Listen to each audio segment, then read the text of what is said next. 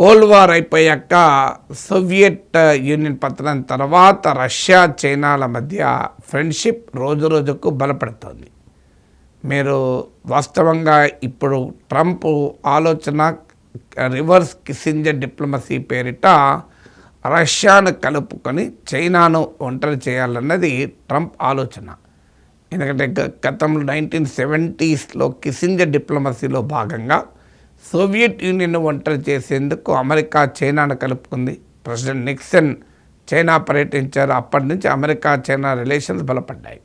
So Trump మొదటి నుంచి కూడా రష్యన్ ప్రెసిడెంట్ పుటిన్కి అనుకూలంగా ఉంటూ వచ్చారు. ఈవెన్ ఉక్రెయిన్ వార్పై కూడా ఇప్పటికీ ట్రంప్ బైడెన్ లాగా వ్యవహరించడం లేదు, పుటిన్కు అనుకూలంగా మాట్లాడుతున్నాడు. ఎందుకంటే Trump strategy reverse Kissinger diplomacy, అంటే చైనా తనకు ఫ్యూచర్లో పొటెన్షియల్లో ఛాలెంజర్గా ఎమర్జ్ అవుతున్నారు కనుక చైనాను ఐసోలేట్ చేయడానికి రష్యాను కలుపుకోవాలని. ఒకవైపు ఏమో ట్రంప్ అమెరికా రష్యాను కలుపుకొని చైనాను ఒంటరి చేయాలని చూస్తుంటే ఈలోగా చైనా రష్యాలు అమెరికా పుణ్యమాని ఏకమవుతున్నాయి. ఏదో కలవడమే కాదు, చాలా బలమైన భాగస్వామ్యాన్ని పెంచుకుంటున్నాయి. ఇది అనేక రూపాల్లో జరుగుతుంది. ముఖ్యంగా దీనికి కారణం అమెరికాయే. అమెరికా అటు చైనాతో ఘర్షణ పడుతోంది, చైనాతో ట్రేడ్ వార్ జరుపుతోంది. మీకు ఈవెన్ ట్రంప్ టారిఫ్లు బదులు కాకముందు నుంచి కూడా చైనా పైన అనేక రకాల రెస్ట్రిక్షన్స్, ముఖ్యంగా ఎన్విడియా చిప్స్ చైనాకు అందకుండా చేయాలని ఇలాంటి ప్రయత్నాలన్నీ చేసింది. రష్యా ఎస్పెషల్లీ యుక్రెయిన్ వార్ నేపథ్యంలో రష్యాపై అమెరికా భారీగా ఆంక్షలు పెట్టింది. ఈవెన్ ట్రంప్ కూడా ఇటీవల మీకు లుకాయిల్ మరో రష్యన్ ఎనర్జీ కంపెనీ పైన భారీగా శాంక్షన్స్ పెట్టారు. సో అందువల్ల ఎప్పుడైతే అమెరికా దాడిని రెండు దేశాలు ఎదుర్కొంటున్నాయో రెండు దేశాలు సహజంగానే సహజ మిత్రులైపోయారు. అందుకే అమెరికా రష్యా చైనాలు మా స్నేహం లిమిట్లెస్ ఫ్రెండ్షిప్ అని ప్రకటించారు. ఇక అక్కడితో ఆగలేదు. అంటే అమెరికాను ఎదుర్కోవటానికి రెండు దేశాలు కలవడంతో మొదలైనటువంటి వ్యూహాత్మక బంధం, స్ట్రాటజిక్ అలయన్స్ కాంక్రీట్ టర్మ్స్ రూపుదిద్దుకోవడం మొదలుపెట్టింది. కాంక్రీట్ ఎక్స్ప్రెషన్ తీసుకోవడం మొదలుపెట్టింది. కాంక్రీట్ ఎక్స్ప్రెషన్లో భాగంగా మిలిటరీ రిలేషన్షిప్ పెరిగాయి. చైనా రష్యా నుంచి పెద్ద ఎత్తున సుకో యుద్ధ విమానాలు కొన్నది, అలాగే S-400 మిసైల్ డిఫెన్స్ సిస్టమ్ను కొన్నది. అమెరికా ఆంక్షలు కూడా విధించింది కొన్నందుకు. ఇప్పుడు మన దేశం పైన ఎలాగైతే ఆంక్ష బెదిరించిందో ఈ S-400 missile defence system Russia నుంచి కొనొద్దని చైనాను కూడా బెదిరించింది. Countering American adversaries through sanctions act, కార్సా చట్టం కింద చైనా పైన ఆంక్షలు కూడా విధించింది. అయినా చైనా వినకుండా రష్యా నుంచి S-400 మిసైల్ డిఫెన్స్ సిస్టమ్ కొన్నది. ఇటీవల కూడా అనేక రకాల ఆయుధాలు, ఈవెన్ చైనా తైవాన్ మధ్య ఉద్రిక్తతలు పెరుగుతున్న సమయంలో కూడా రష్యా నుంచి పెద్ద ఎత్తున చైనా ఆయుధాలు కొనడానికి సిద్ధపడింది. రష్యన్ టెక్నాలజీ అలాగే రష్యన్ ట్రైనింగ్ కూడా చైనా బలగాలకు రష్యా ట్రైన్ కూడా చేస్తుంది. అంటే చైనాయే బలమైన మిలిటరీ పవర్.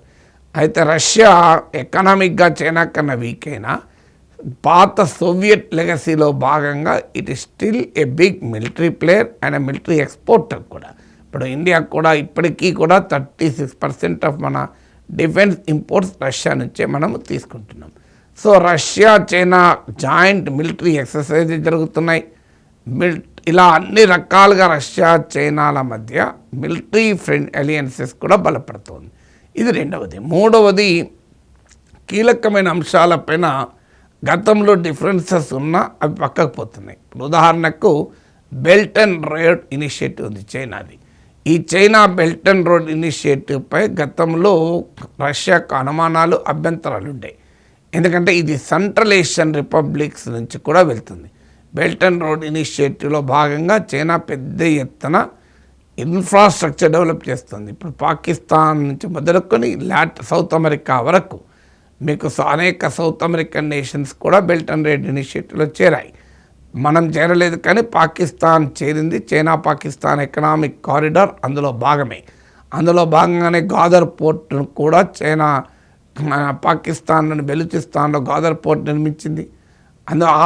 ఇరాన్తో చైనా రిలేషన్స్ ఉన్నాయి. అలా సెంట్రల్ ఏషియన్ రిపబ్లిక్స్లో కూడా ఈ బెల్ట్ అండ్ రోడ్ ఇనిషియేటివ్ వెళ్తుంది.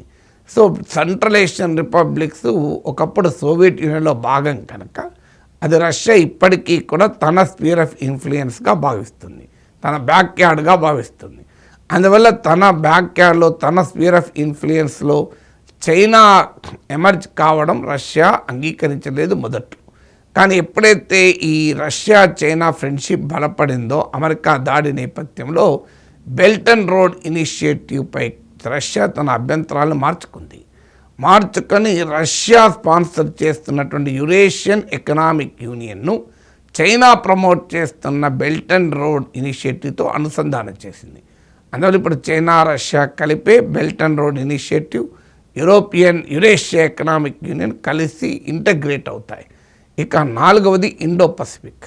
మనం ఈ ప్రాంతాన్ని గతంలో ఏషియా పసిఫిక్ అనేవారు, అంటే ఇండియా, చైనా ఈ ప్రాంతం మొత్తాన్ని. మీకు దీని గతంలో ఏషియా పసిఫిక్ అంటే అమెరికా వ్యూహాత్మకంగా దీన్ని ఇండో పసిఫిక్గా పేరు మార్చారు. ఎందుకు మార్చారంటే చైనాను కంటైన్ చేసే స్ట్రాటజీలో ఇండియాను కోఆప్ట్ చేసుకోవాలన్నది అమెరికా వ్యూహం. అందులో భాగంగానే క్వాడ్ అనే ఒక అలయన్స్ను ప్రమోట్ చేసింది. దాంట్లో భారతదేశం కూడా చేరింది. ఇప్పుడు అమెరికా, జపాన్, ఆస్ట్రేలియా, ఇండియాలతో కూడిన క్వాడ్ అలయన్స్ను కూడా బిల్డ్ చేసింది. సో ఈ ఏషియా పసిఫిక్ను ఇండో పసిఫిక్గా మార్చడం ఇండియాను దగ్గరికి తీయడమే కాదు, చైనా వ్యతిరేక కూటమిని ఈ ప్రాంతంలో నిర్మించే క్రమం. అందువల్ల రష్యాకు ఇండియాకు మంచి రిలేషన్స్ ఉన్నా కూడా రష్యా ఈ ఏషియా పసిఫిక్ పేరు మార్చడం పైన అనుమానాలు, సందేహాలు వ్యక్తం చేయడమే కాకుండా ఈ ఏషియా పసిఫిక్లో అమెరికా నీతిని రష్యా తప్పుపట్టింది. అంటే చైనాను బలహీనపరచడానికి, చైనాను ఎన్సర్కిల్ చేస్తానికి అమెరికా ఈ ప్రాంతంలో ఎత్తుగడలేస్తుందంటూ రష్యా విమర్శించింది. అంటే ఒక రకంగా క్వాడ్ పైన, ఇండో పసిఫిక్ పైన చైనా పొజిషన్నే రష్యా ఎండార్స్ చేసింది. ఆ తర్వాత వచ్చింది ఉక్రెయిన్ వార్, 5వది. సో ఉక్రెయిన్ వార్ ఎప్పుడైతే వచ్చిందో సహజంగా చైనాకు ఒక డైలమా. ఎందుకంటే ఉక్రెయిన్ వార్ పైన రష్యా అమెరికాల మధ్య ఘర్షణ ఉంటే చైనాకి ఇబ్బంది లేదు. చైనా రష్యాకు పూర్తి స్థాయిలో సపోర్ట్ చేస్తుంది. కానీ ఇందులో రష్యా వర్సెస్ యూరప్ కూడా ఉంది, వెస్టర్న్ యూరప్తో చైనాకు బలమైన ఆర్థిక సంబంధాలు ఉన్నాయి. అందువల్ల డైలమా చైనాకు ఉన్నప్పటికీ కూడా చాలా స్పష్టంగా చైనా ఉక్రెయిన్ వార్ పైన రష్యా అనుకూల వైఖరి తీసుకుంది. ఈవెన్ మనకన్నా అనుకూల వైఖరి తీసుకుంది. చైనా, రష్యా యునైటెడ్ నేషన్స్లో ఒకే రకంగా ఓటు వేసింది. మనమేమి రష్యన్ వార్ అని ఉక్రెయిన్ను తీవ్రంగా ఖండించలేదు. అది రష్యన్ ఆక్యుపేషన్ అని అమెరికా చెప్పినట్లుగా, యూరప్ చెప్పినట్టుగా మనం చెప్పలేదు. This is not the era of war, dialogue and డిప్లొమసీతో పరిష్కరించుకోవాలి, యుద్ధం మంచిది కాదు అని చెప్పాను తప్ప ఎక్కడా రష్యా దురాక్రమణ పదం ఇండియా వాడలే, చైనా వాడలే. ఇక్కడ వరకు చైనా ఇండియా స్టాండ్ ఒకటే. కానీ చైనా ఇంకో అడుగు ముందుకేసి ఉక్రెయిన్పై రష్యా వార్ చేయడానికి అమెరికా వైఖరి కారణము అని స్పష్టంగా అమెరికాను ప్రశ్నించింది. సో మనము ఆ పని చేయలే. అందువల్ల రష్యా ఉక్రెయిన్ వార్లో ఇండియా వైఖరికి, చైనా వైఖరికి ఆ ఫండమెంటల్ డిఫరెన్స్ ఉంది. అంటే రష్యా వాదిస్తున్నట్లు నాటో ఎక్స్పాన్షన్కు అమెరికా ఉపక్రమించడం వల్లనే మేము యుద్ధం చేయాల్సి వచ్చింది అనే స్టాండ్ చైనా మొదటి తీసుకుంది. అఫ్కోర్స్ ఇప్పుడైతే ట్రంప్ కూడా అదే స్టాండ్ తీసుకుంటాడు, అది వేరే విషయం. అందువల్ల బట్ మొదట్లో బైడెన్ అడ్మినిస్ట్రేషన్లో రష్యన్ స్టాండ్ ఏదైతే ఉందో, అంటే అమెరికా యూరప్ల విధానాల వల్లనే రష్యా యుద్ధం చేయాల్సి వచ్చిందని దాన్ని చైనా సమర్థించింది. తర్వాత అమెరికా విధించిన శాంక్షన్స్ రెజీమ్లో చైనా భాగం కాలే. అంటే అమెరికా రష్యా పైన శాంక్షన్స్ విధించినా కూడా దాన్ని చైనా పట్టించుకోలేదు. ఆ రోజు ఎప్పుడైతే ఈ శాంక్షన్స్ని పట్టించుకోకపోగా రష్యాతో ట్రేడ్ అండ్ ఎకనామిక్ కోఆపరేషన్ భారీ ఎత్తున పెంచుకుంది, ఎస్పెషల్లీ ఎనర్జీ రంగంలో పెంచుకుంది. మీకు ఇండియా పైన ట్రంప్ ఎగిసి పడుతున్నాడు, కానీ వాస్తవంగా మనకన్నా అత్యధికంగా ఎనర్జీ పార్ట్నర్షిప్ రష్యాతో కలిగి ఉన్నది చైనా. సో మీకు ఎల్ఎన్జీ, లిక్విఫైడ్ నేచురల్ గ్యాస్ ఎక్స్పోర్ట్స్లో 51% రష్యన్ ఎల్ఎన్జీ ఎక్స్పోర్ట్స్ యూరోపియన్ యూనియన్కి వెళ్తుంటే అందులో 21% చైనాకు వెళ్తున్నాయి. సో అలాగే మీకు రష్యన్ పైప్డ్ గ్యాస్ ఎక్స్పోర్ట్స్లో కూడా ఒక 30% చైనాకి వెళ్తున్నాయి. అలాగే క్రూడ్ ఆయిల్ ఎక్స్పోర్ట్స్లో చూసుకుంటే 37% చైనాకి వెళ్తున్నాయి, 38% చైనాకి వెళ్తున్నాయి. మనకు 47%. ఒక క్రూడ్ ఆయిల్ విషయంలో ఇండియా ఇస్ ఏ మేజర్. కానీ మీకు ఇతరత్ర చూసుకుంటే మీకు ఈవెన్ క్రూడ్ ఆయిల్లో కూడా 47% చైనాకి వెళ్తున్నాయి, మనకు 38% మాత్రమే.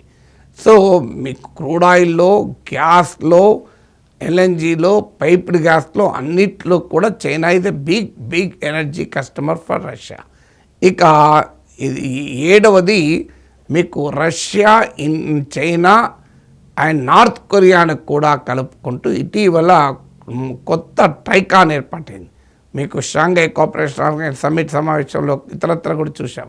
రష్యా, చైనా, నార్త్ కొరియా అంటే ఈ మూడు కూడా అమెరికాను వ్యతిరేకిస్తున్న దేశాలు. ఈ మూడు దేశాలు కలిసి ఓ కొత్త పార్ట్నర్షిప్ ఎమర్జ్ అయింది. నార్త్ కొరియా చెందినటువంటి 10,000 మంది సైనికులు ఉక్రెయిన్ బార్డర్లో రష్యా తరఫున యుద్ధంలో కూడా పాల్గొన్నారు. They fat war in Ukraine. So అందువల్ల ఈ Russia, China, north Korea partnership కూడా ఒక ఉదాహరణ. అంటే ఇలా మీకు ఇప్పుడు తైవాన్ విషయంలో కూడా చైనా ఒకవేళ బల ప్రయోగం ద్వారా తైవాన్ ఇంటగ్రేట్ చేసుకుంటా అంటే రష్యా ఏం చేస్తుందని కూడా చర్చ నడుస్తుంది. బహుశా అక్కడ దాకా చైనా వెళ్ళకపోవచ్చు. వెళ్ళినా రష్యా ఓవర్ట్గా చైనాకు సపోర్ట్ చేయడం కొంత ఇబ్బందిగా ఉండొచ్చు. ఎందుకంటే తైవాన్ విషయంలో చైనాను వ్యతిరేకించే జపాన్, సౌత్ కొరియాలతో కూడా రష్యాకు మంచి రిలేషన్స్ ఉన్నాయి.